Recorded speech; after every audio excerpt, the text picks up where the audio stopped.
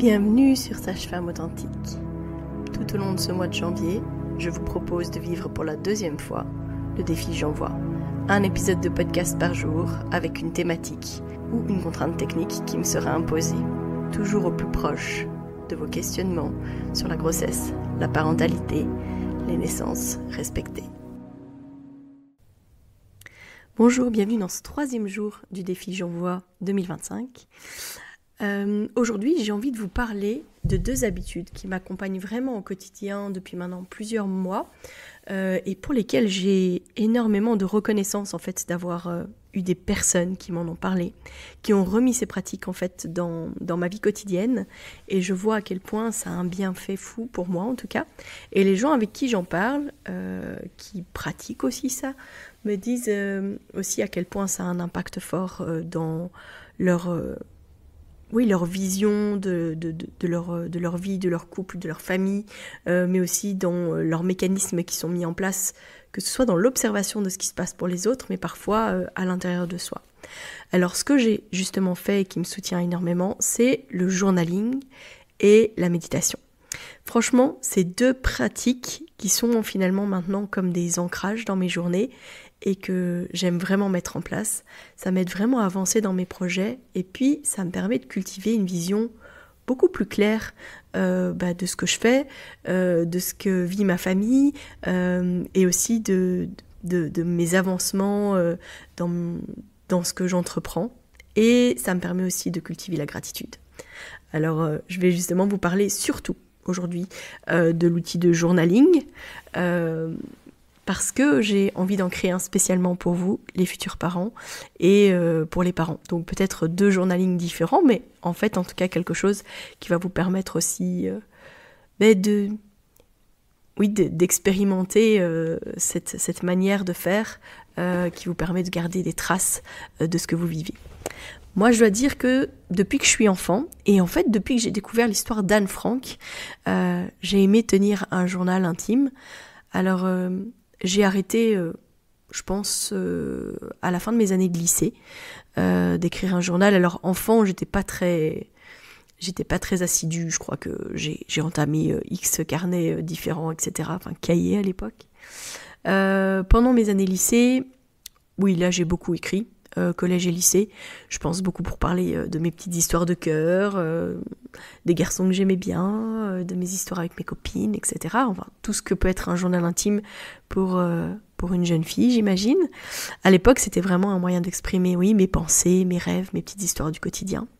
Et aujourd'hui, par contre, cette habitude, elle a clairement évolué. Alors oui, peut-être que des fois j'écris sur mes sentiments, mais c'est devenu un rituel qui a vraiment beaucoup plus d'intention parce que je l'utilise non seulement pour ancrer ma vision et mes objectifs, mais aussi pour consigner par exemple des anecdotes avec mes enfants. J'aime beaucoup noter les paroles de mes enfants parce que je trouve ça extraordinairement beau et je sais que si on le trouve beau sur l'instant et qu'on le note, on sera touché de le revoir et de le relire dans quelques temps. Avant, je faisais ça sur mon téléphone. Alors c'est bien parce que des fois ça me permet d'écrire tout de suite sur mon téléphone et puis peut-être d'après de le remettre dans mon journal. Mais après un téléphone, oui ça peut se perdre, ça peut ne pas fonctionner, etc. Donc c'est quelque chose que j'avais peur aussi de perdre.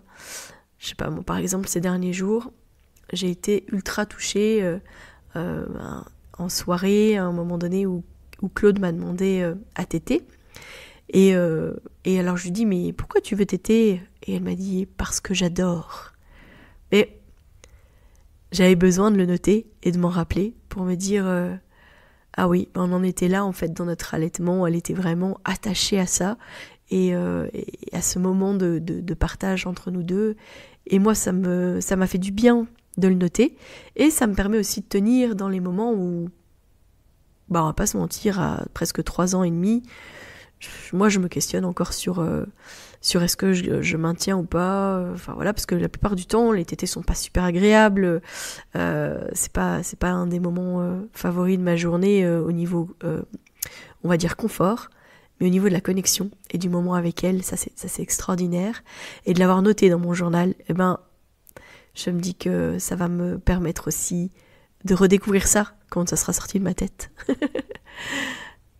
Donc, oui, le journaling, je trouve que c'est vraiment un outil hyper puissant. Moi, j'y note aussi mes gratitudes tous les jours. Ça veut dire aussi chercher le positif parfois dans les expériences qu'on vit dans la journée. Ça veut dire aussi reconnaître des moments qui nous ont fait du bien, des expériences qu'on a pu vivre, des choses qu'on a pu faire. Moi, j'aime beaucoup cette pratique. Je ne faisais pas de gratitude du tout avant ça. Et puis, c'est avec mes amis de l'Académie du podcast que j'ai découvert ça. Et je trouve que c'est un outil extrêmement puissant qui permet aussi d'avoir une vision beaucoup plus positive de nos journées. Parce que même quand il fait gris et maussade, comme c'est le cas en ce moment, on peut encore trouver du tellement beau dans nos journées. Il n'y a pas que le moral dû au mauvais temps qui doit impacter nos journées. Et moi, je vous l'ai dit aussi, le journaling me permet vraiment de voir ma progression dans mes projets, et ça m'aide énormément avec mon syndrome de l'imposteur, et ça m'aide énormément aussi avec à travailler sur cette idée de toujours foncer tête baissée, comme je vous en ai parlé dans le premier épisode. Quand je relis les pages, en fait, je suis frappée par le chemin parcouru, parce que ça me rappelait que chaque étape, même petite, elle compte. Si je l'avais pas notée, la seule sensation que j'ai, c'est je m'étais dit que je ferais ça et je l'ai pas fait. Alors qu'en fait, j'ai pas fait ça, mais j'ai peut-être fait d'autres choses. Et sans l'avoir écrit, moi personnellement, j'oublie. Donc, bien sûr, l'idéal, ça serait d'écrire tous les jours. Mais c'est pas toujours possible et c'est ok. En tout cas, moi, dans ma vie de femme active, avec mes 5 enfants, avec ma famille, avec la maison de naissance, etc., c'est pas toujours facile. Par contre, j'ai remarqué que ça fonctionne beaucoup mieux quand j'ai le carnet avec moi, parce que des fois, oui, je vais pas écrire mes gratitudes le soir parce que j'ai pas justement mon carnet proche de moi. Mais quand ça devient un compagnon, en fait, qu'on a avec nous dans la journée, ça me permet parfois d'écrire directement dans la journée. Si je pense le prendre le soir avec moi, clairement que je vais écrire mes gratitudes et que ça va être beaucoup plus puissant, en fait, pour reconnaître la journée qui vient de se passer. Donc, l'important, c'est vraiment de revenir à cette pratique dès qu'on peut. Le journaling, je trouve que surtout dans sa version, je sais pas si vous connaissez les bullet journal, là, je sais pas comment est-ce qu'on dit bullet ou boulette. En tout cas, je trouve que c'est hyper adaptable. J'ai fait du bullet journal, et puis finalement, je me suis tout simplement revenue à un simple carnet dans lequel j'ai mis des stickers qui me parlaient, etc. Où je découvre finalement des nouvelles images tous les jours. Mais ça ne m'empêche pas, effectivement, de traquer des choses comme par exemple, je sais pas si vous avez vu, mais dans les bullet journal, on peut suivre son hydratation, on peut suivre son humeur, les accomplissements, les objectifs. Je dirais qu'on peut rajouter aussi, quand on parle de préparation à la naissance par exemple, on peut écrire au fur et à mesure les livres qu'on a lus, les podcasts qu'on a écoutés, les vidéos qu'on a regardées, etc. pour peut-être revenir si jamais il y a des choses qui nous ont ancrées puis qu'on a besoin de revoir. C'est facile de se dire « Ah, ok, c'était ça, je me souviens que ça j'avais bien aimé, j'ai besoin de le revoir parce qu'il y avait une information dedans qui me parlait vraiment très fort », c'est beaucoup plus facile d'y revenir que quand on est simplement dans sa mémoire. Ou moi, des fois, je fais un truc aussi, c'est que les vidéos qui me parlent, je me les envoie à moi-même, mais après, ça fait beaucoup de vidéos à les regarder pour être sûr de retomber sur celles que je voulais réellement regarder. Donc, parfois, juste écrire, le noter, ça peut aussi énormément être un outil utile, clairement.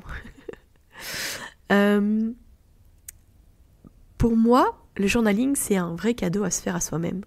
C'est un espace, finalement, pour poser ses pensées, mais aussi pour observer ses progrès, observer comment est-ce qu'on fonctionne aussi, et célébrer ses victoires, clairement. Et je pense que faire du journaling pendant la grossesse, c'est puissant, ça va être des moments de connexion en fait finalement avec son bébé. Et c'est pas toujours évident, je vous l'ai déjà dit, de se connecter avec son bébé, surtout quand c'est pas son premier.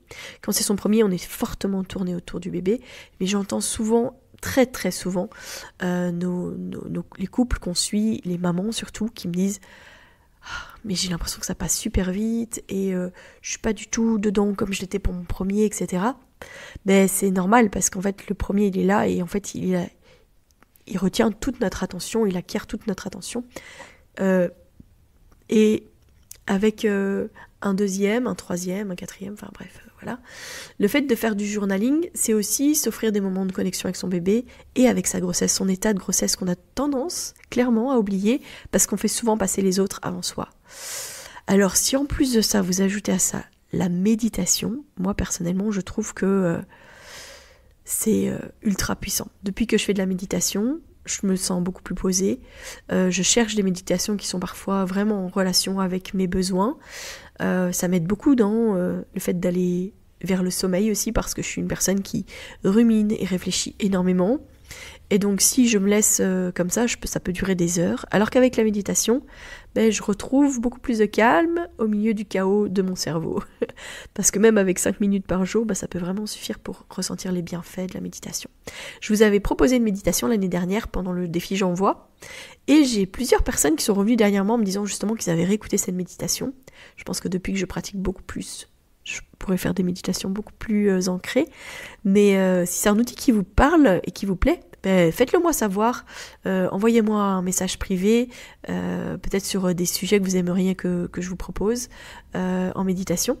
Et ce serait avec grand plaisir parce que en découvrant vraiment moi personnellement la puissance de cet outil, je pense que ça peut être très très très très très intéressant de vous en proposer.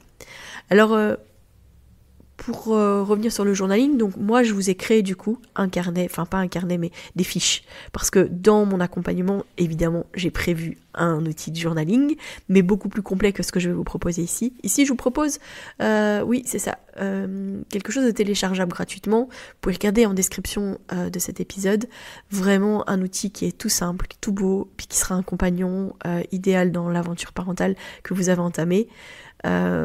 C'est vraiment quelque chose que je vous offre plus pour que vous puissiez visualiser ce que ça peut être, comment est-ce que vous pouvez l'utiliser, et puis après vous pouvez le reproduire tout simplement, vous pouvez l'adapter à vos besoins, et si jamais il y a des choses que vous voulez que je mette dedans en plus, dites-le moi aussi, comme ça je peux faire évoluer l'outil et vous permettre peut-être d'avoir encore plus un souvenir précieux de cette période unique de votre vie.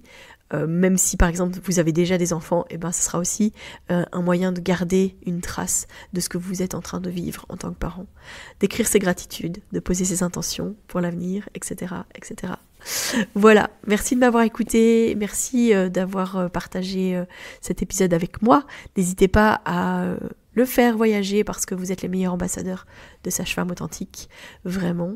Donc voilà, je vous invite aussi vraiment à pratiquer le journaling, la méditation, parce que vous pourriez être surpris de l'impact que ces pratiques peuvent avoir sur votre bien-être et la clarté d'esprit que ça peut vous apporter. Je vous donne rendez-vous demain, évidemment, pour le prochain épisode du défi J'envoie. Et en attendant, évidemment, prenez soin de vous.